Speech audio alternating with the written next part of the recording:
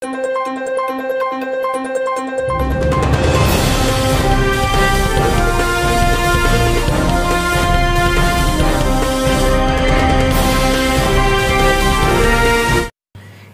Payments చేయాలంటే మనకు ముందుగా గుర్తించేవి Google Pay, PhonePe, Paytm.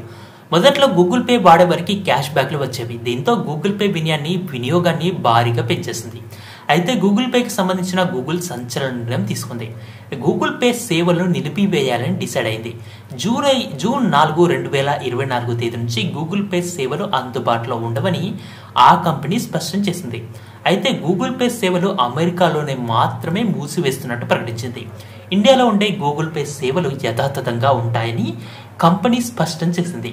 3 నెలల తర్వాత యుఎస్లో గూగుల్ పే సేవలు ఉండవు.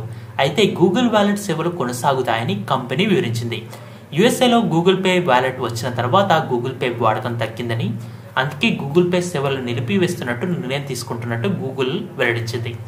గూగుల్ పేకు అమెరికాతో పాటు ఇండియాలో, సింగపూర్లో భారీగా కస్టమర్స్ ఉన్నారు. గూగుల్ పే సేవలు భారత్, సింగపూర్లో యథావిధిగా ఉంటాయని గూగుల్ ప్రకటించింది. ఇండియాలో గూగుల్ పే యూజర్లు భారీగా ఉన్నారు. యూపీఐ యాప్లో మొదటి స్థానంలో ఫోన్ పే ఉంటే ఆ తర్వాతి స్థానంలో గూగుల్ పే ఉంటుంది.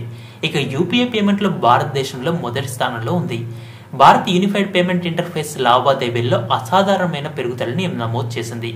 డిసెంబర్ 11, 2023 నాటికి 8,572 కోట్లకు చేరుకుంది.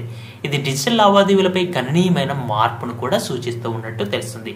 దీంతో ఈ వార్త ఇప్పుడు సోషల్ మీడియాలో గూగుల్ పే తరపున వైరల్ అవుతూ ఉంది. ఈ వీడియో పూర్తిగా వీక్షించినందుకు ధన్యవాదాలు. ఈ వీడియో మీకు నచ్చినట్టయితే లైక్ చేయడం మాత్రం మర్చిపోకండి. కామెంట్ చేసి మీ యొక్క వాల్యుబుల్ ఇన్ఫర్మేషన్ని మాకు తెలియజేయండి.